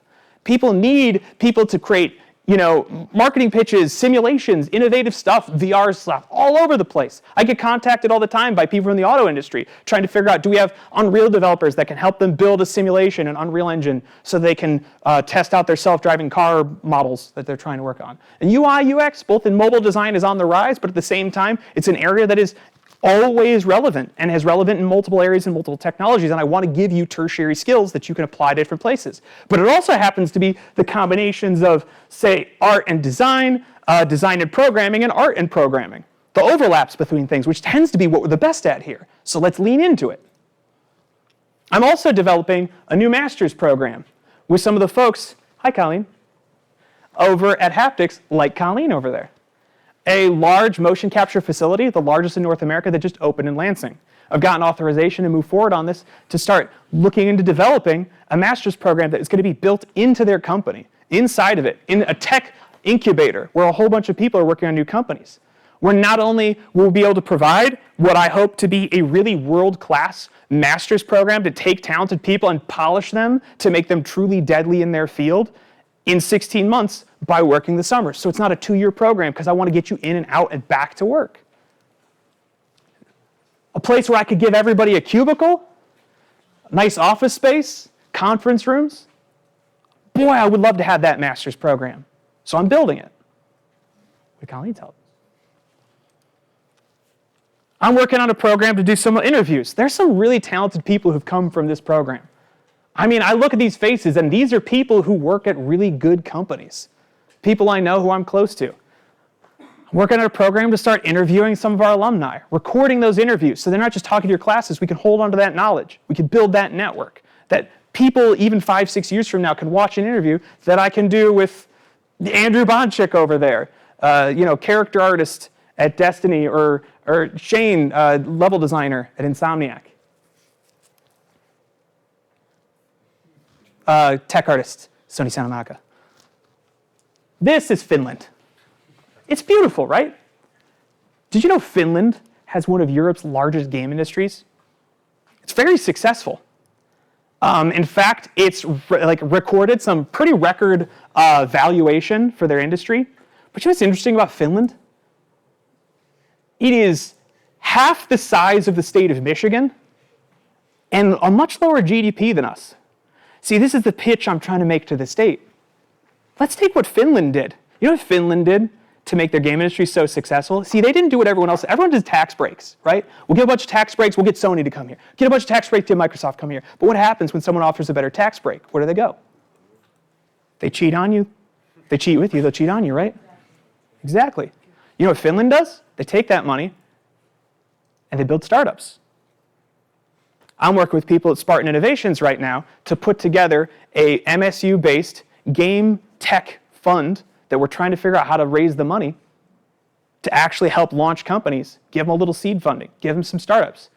Sure, 20 might launch and 19 might fail, but if we just get a couple going, that'll be an engine that really builds an industry here.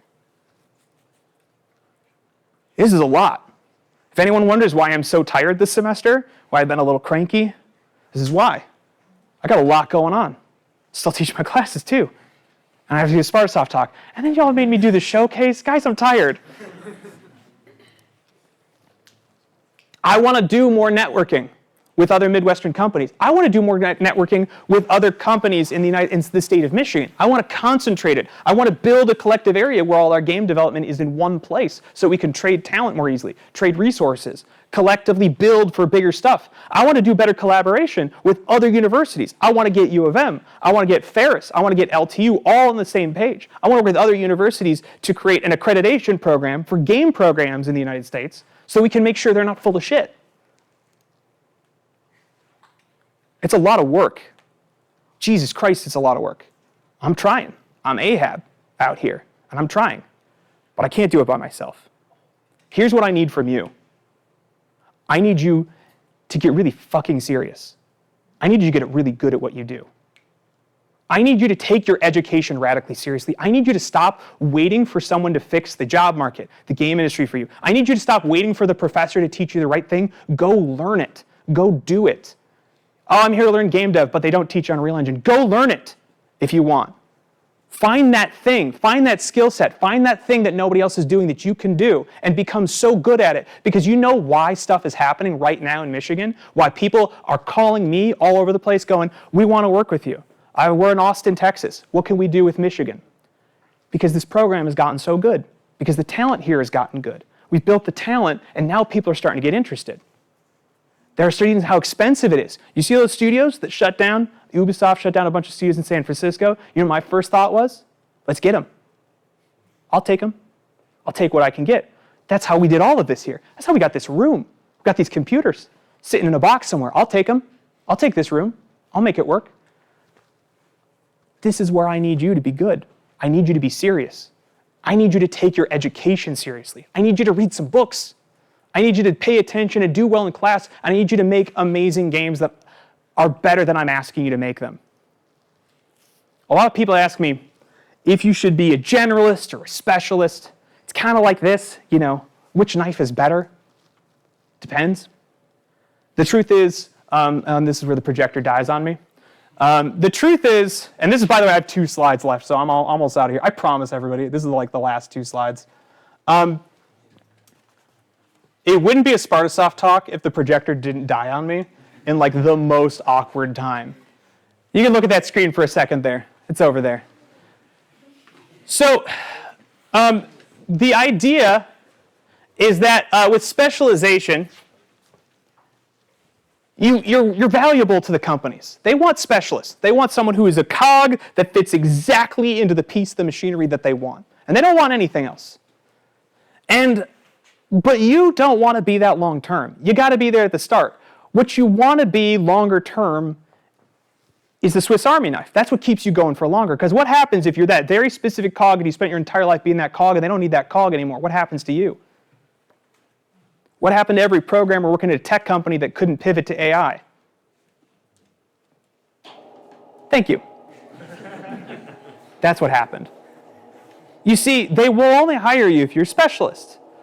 But to survive, for your own health, for your own flexibility, your own survivability, you got to be a generalist. So which is the answer? The answer is both. So you're going to have to be both. I'm asking you to do something hard. I'm asking you to be both a generalist and a specialist. I'm asking you to be good at everything and really, really good at one thing. And I'm asking for a lot. But I'm asking for a lot because I think it's what you need. Let's see if I can get this projector back. Oh, there he is. And this is where I say is like, I'm trying to tell you the story, and the reason I brought all the slides up about myself is there were so many times I thought it was over, that this was my future or this wasn't my future, and I was wrong every time. Because what humans are more than anything is we're not machines, we're not cogs, we're adaptable. It's the reason we survive. It's the reason our species lives on every square inch of this planet, because we adapt. And it's the thing that we do. So sitting there and going, but that's my major and they don't hire for that anymore, then do something else. Find something else. You know what I have always done that has made me successful is I look around me and I look at what nobody else is doing. I'm in this program and they argue with me about the new undergrad and they said, but what about this, what about this, what about this? And I said, I can't beat DigiPen. I can't beat Gnomon for 3D modeling because they have people that all they do for 4 years is ZBrush. But I can beat them in tech art. So let's beat them in tech art. I want to put us in a position where you can win. So I look for what nobody else is doing, and that's the stuff that nobody else is doing right now. So I want to do it, because it's going to give us a unique advantage. It's like Moneyball, right? You can't play their game. You're going to lose. I know we'll lose if we play that game with USC, NYU, Utah. They're bigger, they got more money than us. So we got to play smarter, but you have to do the same thing. What's nobody else doing in your game dev program that you could do? Well, there's no class on that. Fucking teach yourself. Do it. This guy in today's video, I'm going to tell you how 70. I managed to keep a job at McDonald's with an IQ of 70. If you're one of my regular viewers, you'll know that I used to have a very low IQ. I have been working on it for the last year and a half. I've been rehabilitating myself, but in April 2019, I just got fired from a job in construction. I worked as an apprentice carpenter for 1 week, and I got fired. Alright, so that was a bit of a setback, but I didn't want to keep me down. I didn't want to let that minor setback keep me down, so I did some research. I knew at this point that, I had a very low IQ and it was holding me back in the workplace. So, I did some research, and I researched fast food jobs, and I read somewhere on Quora that you'd either have to get caught stealing from the company or not show up for shifts in order to get fired from a job like fast food. So I said, right, I've got a chance here. Because the standards are so low in fast food, I have a chance of getting a job and keeping a job. Now my goal was not to get promoted or be good at my job. It was simply to keep a job in fast food, to get my contract extended at the end of the 3-month probation. Okay? And I think a lot of it comes down to mentality. Alright, so my mentality was, even if I don't get my contract extended at the end of this 3-month probation period, that's fine. I'm not going to give up. I'll get a job at a different McDonald's restaurant, and I'll give myself another 3 months to get the hang of the job, because in Ireland we have this thing called a 3-month probation period. If you get a job, you basically have 3 months to get the hang of the job, and if you haven't got the hang of the job at the end of those 3 months, the company gets rid of you. If you have got the hang of the job at the end of the 3 months, they keep you on. So yeah, that was my mentality. If I get fired from McDonald's Carrickmines, get a job at a different McDonald's, and give myself an extra 3 months to get the hang of the job. Alright, so the thing is, most people, if they got fired from McDonald's after 3 months, they'd say, oh, it's not my thing, I'm not able for this, and that's the mentality that keeps people down. Okay, so I got the job at McDonald's, I knew it was going to be a struggle. It was a struggle, more of a struggle than I thought it would be. The work was very difficult. I was trained on chicken batch and grill, and they're probably like the easiest stations in McDonald's, not apart from the lobby, but you know, I found them very difficult. It took me ages to get the hang of basic concepts like which tray do the chicken nuggets go into, which tray do the chicken selects go into, stuff like that. And also speed. Can you keep up on a busy day? Can you keep up on a Saturday? You know, can you keep demand going? You know, and I worked very hard, and things went well. You know, at the end of my 3-month probation period, I was called into the office. You know, the store manager at McDonald's gave me my 3-month probation. He's review. He said, "You're not the best. You're not the worst. You know, you struggle with the pace in the kitchen, but so I think we're going to give you, we're going to make you do more cleaning tasks from now on." And you know, so it wasn't a great performance review by any means, but I got my contract extended, so I was delighted. You know, that was what my goal was when I got a job. When I first got that job at McDonald's, just keep the job, get the contract extended. I managed to do that. This guy has a 70 IQ. And it's a struggle for him to keep a job at McDonald's. But he's just like, fuck it, if they fire me, I'll just work at another one. And he goes on to say that he reads 20 minutes a day because it's what he read would help him increase his IQ to at least like 80 so he could do more stuff. I have to tell you, again, if you haven't figured it out already, I'm like a real weirdo, right? And I'm on the opposite end of this dude, and I don't think I've ever found someone I identify with more. I get this guy. He's me. He's just the other side of it. And I found a lot of stuff in my life just as hard. People always thought, yeah, he's gifted. It'll be easy. It was actually really hard. Hard for me to make eye contact. Hard for me to make friends. Oh, people thought I was a real dick. I know I still am sometimes. My parents didn't think I was ever going to get married. Very difficult to deal with sometimes. Pretty antisocial. They're not a good, charismatic person.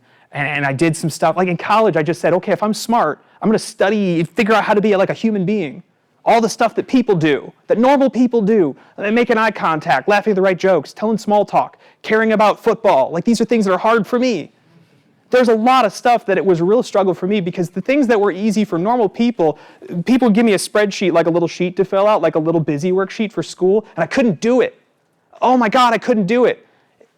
You give me a task, a really challenging task, I'd nail it every time. I'd nail everything. But they give me this little busy work and I just stare at it and be like, I can't, I just can't, I just won't, I just can't. It was hard for me in school a lot of times. It was hard for me to study for that reason. I remember when I learned long division in school, I was in 5th grade, they were teaching long division.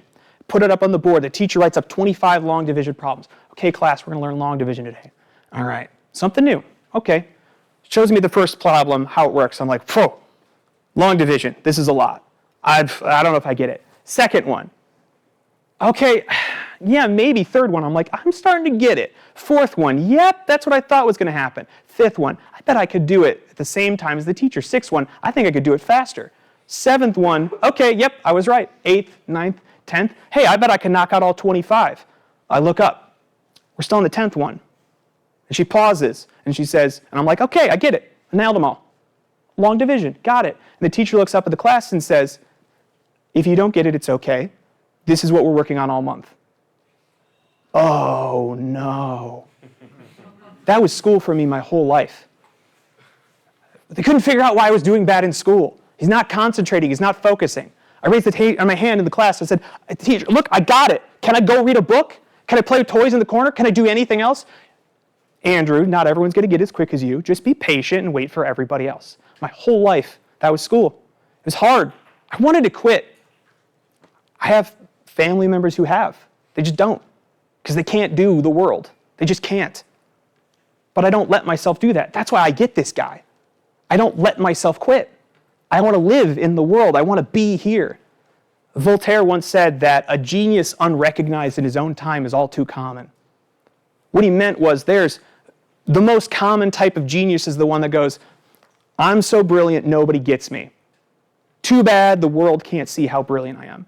And it's only that 1% of geniuses that develop the skill and the grit and the determination to actually make something with it. When everyone else just goes, everything's too fucking lame. That's why I don't like it when people quit. So I don't like when people give up because I can't let myself. I don't let myself, just like that guy. He's going to hit it as many times as he has to before the fry machine goes. And that guy's my brother. I get that guy. And it was difficult in today's video. So it's time. If you were wondering when you're going to be an adult, when you're going to feel like it, when your life's going to start, when things are going to start happening, how about now? Jonathan Blow, really great programmer, says he hates when people ask him, how do I start making games? He says that's the most ridiculous question. You just make them. You start now. I'll do it tomorrow is the worst thing you can say to yourself. Finals, well, maybe after finals. Do it now. The stuff you want to do, go do it. Do it now. I want to get off my phone more. I want to read more. Maybe I'll do it later. Do it now. This is it. This is the time. Go. Live your life. Why wait? Find something you believe in. Find yourself. When you do, pass it on to the future. That's what I'm trying to do. I hope you all help me. Thanks, everybody.